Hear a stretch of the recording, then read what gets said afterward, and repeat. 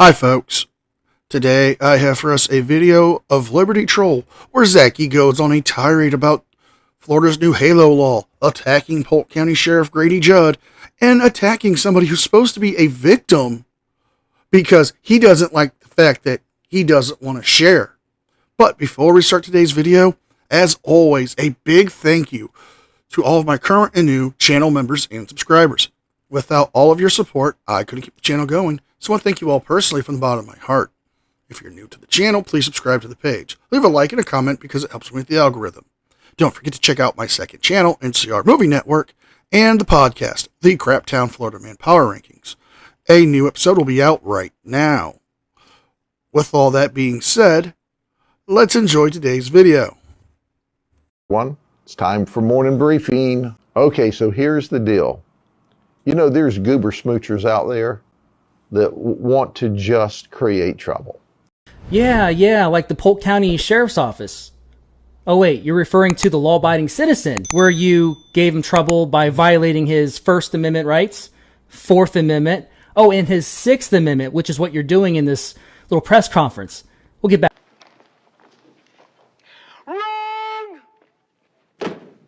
back to that. So we have a nice deputy at the Bob Evans restaurant trying to deal with a trespasser. And our deputy's focused on this trespasser when who arrives? Goober Smoocher. He's 32, he's from Davenport, he's originally from Ohio apparently. And he starts interfering and he gets all up in the deputy's business. The deputy tells him multiple times, back up, back up, back up. There's a new Halo law. You've got to stay 25 feet away to watch or to video, and it's an officer safety issue. There we go again about officer safety. Officer safety. You'll never hear these guys talk about citizen safety because they don't care. It's all about their safety, as if the Polk County Sheriff's Office hires a bunch of pussies. But you see, it's not really about their safety. It's really about control. And do you have any proof of that other than your own baseless accusations? The men and women hired by Polk County Sheriff's Office are not, as you call them, pussies. They are brave men and women who are willing to risk their lives to protect their communities, to protect the cities they live in, to protect their neighbors and friends, and the citizens of Polk County. Just because you are a known criminal in Polk County and are willing to break the law for your quote-unquote journalism, doesn't mean the Polk County Sheriffs are bad. That's just you having a, criminal mentality when it comes to law enforcement. Didn't care about Brandon's safety when they violated his First and Fourth Amendment rights for observing his government in the course of their official duties, which is protected under the First Amendment. And it says in Smith v. Cumming, its subsequent case law says very clearly that we can observe our government in the course of their official duties, and that's out of the 11th Circuit, covers the state of Florida as well. Let's continue.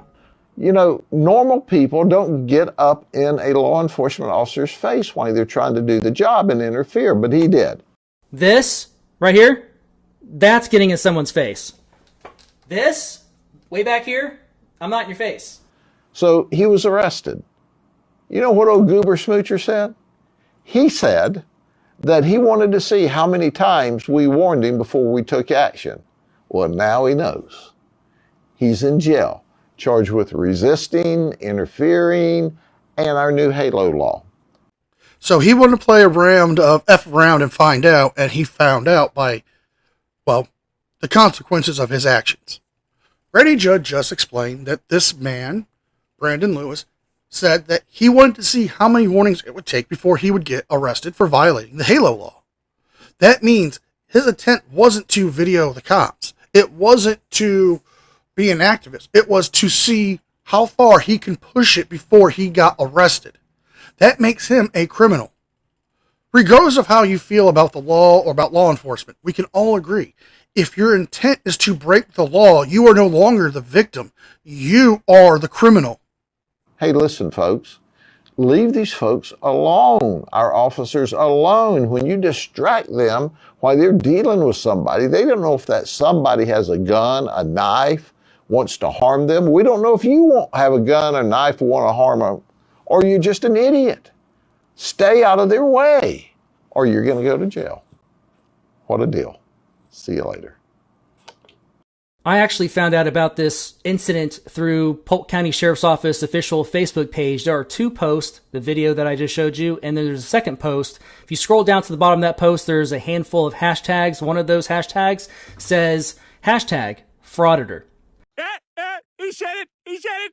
Now, if you don't know what a frauditor is, that's what the bootlicking community calls First Amendment auditors. It's a slanderous term to slander those who actually try to peacefully keep their rights active in this country as a free American. Shenanigans.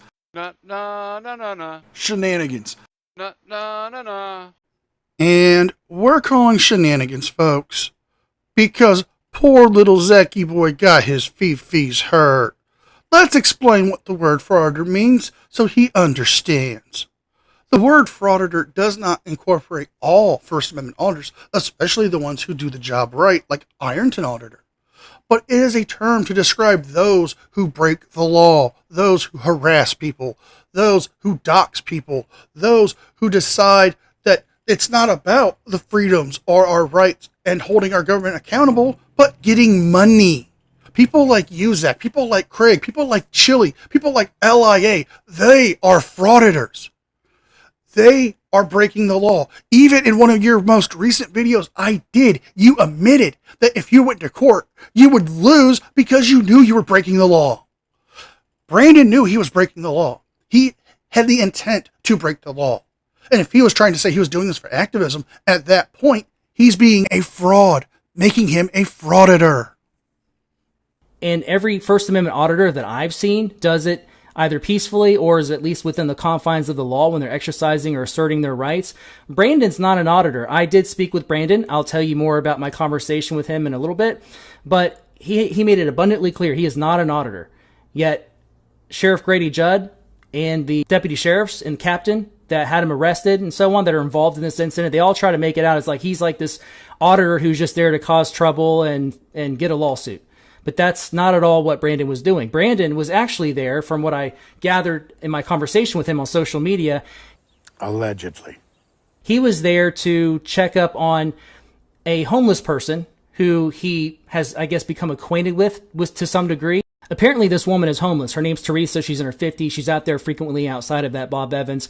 And Brandon, a concerned citizen, he eats out a lot at that Bob Evans, by the way. So he kind of has had interactions with her before, like praying for her, that sort of thing. So he was out there to pray for her and also to observe his government in the course of their official duties, which is well within his right to do so. Teresa was being trespassed for solicitation. That would lead me to believe, assuming she's homeless, if that is correct, she was probably holding a sign asking for help, which is protected under the First Amendment as well. Man! Yes, it is. But if it's on private property, that goes away. Because the private property landowner, in this case, the Bob Evans, could actually have her trespassed and removed from the property because she would become a hindrance to their business. If she is on their property and asking for money, that is going to deter customers. It's going to make the customers in there feel unsafe. So what would the management do? They would call the authorities to have her trespassed, which is lawfully in their rights to do. Polk County Sheriff's Office loves to violate people's rights all day long. That's why they don't wear body cameras or have dash cams in any of their vehicles. And I've said it before, and I'll say it again. They love to operate in the dark. All those who think that Sheriff Grady Judd is a constitutional, all-American sheriff, he's not. He's not a constitutional sheriff. He violates people's rights. He molests people's rights. That's cap. Totally cap. That means lie. All the time. And what irks me about this situation is that as I continue to speak with Brandon, he's not in favor of First Amendment auditors. He doesn't support our community. All right. He thinks that, like me getting arrested in that same town, by the way, Davenport, Polk County, I was arrested at a tax collector's office for exercising my rights, but I'm an auditor, right? I was actually engaged in constitution protected activity working on a story for investigative purposes, right? And for purposes of disseminating the corruption that I'm able to uncover. And Brandon said he thought that the way I went about it was stupid. He does not support First Amendment auditing. So he's not an auditor in no way, shape, or form. In fact, I would say, and I don't mean this with any disrespect, I see him as a bootlicker. And the reason Here it is, Zach showing his true colors. The fact that this man isn't an auditor, isn't a frauditor, isn't a cop watcher, doesn't believe in what Zach did, thinks that he was justified in being arrested, is what makes him a bootlicker. You know, it's funny. Zach is being such a hypocrite right here, especially when you take in the factor that he's supposed to be a First Amendment activist. Isn't it Brandon's First Amendment right to say how he feels, to express his thoughts and opinions on you? And since he's doing that, he's a bootlicker now? I thought you cared about what people thought about the First Amendment. Only if it's positive for you, apparently. I say that is because he said he moved down from Ohio to Polk County, Florida, because he wanted to support none other than Sheriff Grady Judd, who then goes on to his little press conference to put Brandon on blast and violate his Sixth Amendment. I mentioned that earlier. And what is the Sixth Amendment? Well, the Sixth Amendment guarantees the right to a fair trial and to have an impartial jury. But when he gets on his little press conferences and he drags all these suspects through the mud, their name through the mud, saying that they're this, that, and the other, and giving them and shedding their name in a negative light, Goober smoocher. that's going to potentially taint the jury pool that might end up being one of the jury. Wrong! And it might skew the judge's thoughts or opinions on what's going on because of the biasness that Grady Judd is putting out there in his little press conferences. It's a violation of the Sixth Amendment. So this incident took place apparently either on the public sidewalk out in front of the Bob Evans property, or it was like in the median area, which I think is still public easement, between the Bob Evans and there's a Wawa there to the left of the picture you're looking at there of the Bob Evans property. And either way, it doesn't matter. Brandon was well within his right. Bob Evans never asked him to leave. They're actually very close with him as he goes there. Well, he wasn't arrested for trespassing, dumbass. He was arrested for interfering, obstruction, and violating the HALO law. Now, the woman in question would have been arrested for trespassing. And even if this didn't take place on their property, let's say that median area that is grassed off belongs to Wawa. Wawa would have to be the one to trespass him from that property. But there was no trespassing charges on Brandon. So the argument you're trying to make has no merit. Often with his family. He told me that even a couple days after his arrest, he went back to the Bob Evans, and the staff there was shocked that he was arrested. They were like, "We thought it was the woman who got arrested. You were arrested? We saw you run back we saw you running back." And this is like when he was ordered to get back 25 feet. So he was compliant. But I'll tell you a little bit more about what happened, and I think you'll kind of see it the way I do. Now, there were two female deputy sheriffs with two last names with a hyphen in the middle. So not really surprised here. So one of them, Okay. her name was Leslie Anahi D-Dios. That was one of them. Badge number 9941. And the other one was Briannis Perez-Santiago, badge number 9922.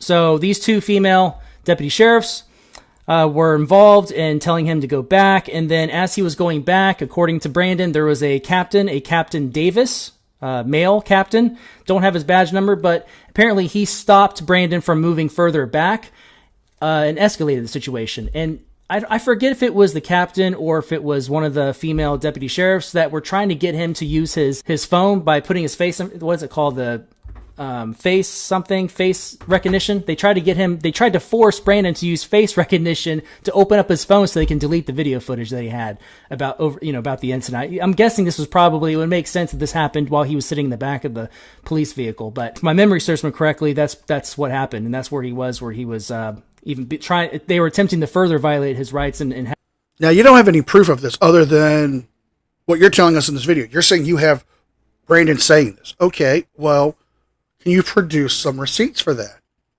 And what does it matter if their names are hyphenated? I mean, are you trying to imply that they shouldn't be able to have their names how they want them? That's their rights to have their names of how they want them. You know, especially in Hispanic communities, a lot of people have hyphenated names. So are you being a misogynist or are you being a racist, Zach? Have that video footage deleted. Now, I've tried to get this video footage from Brandon. He refuses to give it to me or anyone else. In my opinion, he's being overly timid. It would make sense if he doesn't want any sort of police retaliation, as him and his family have to live in Polk County. But I think the real reason why he doesn't want to show it, and he's also said this to me, he's made it abundantly clear that he equates sharing this footage as quote unquote bashing Polk County or Sheriff Grady Judd.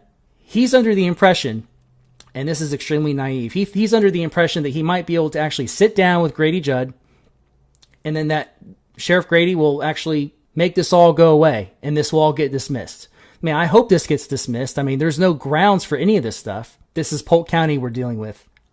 So you want him to do something he doesn't want to do.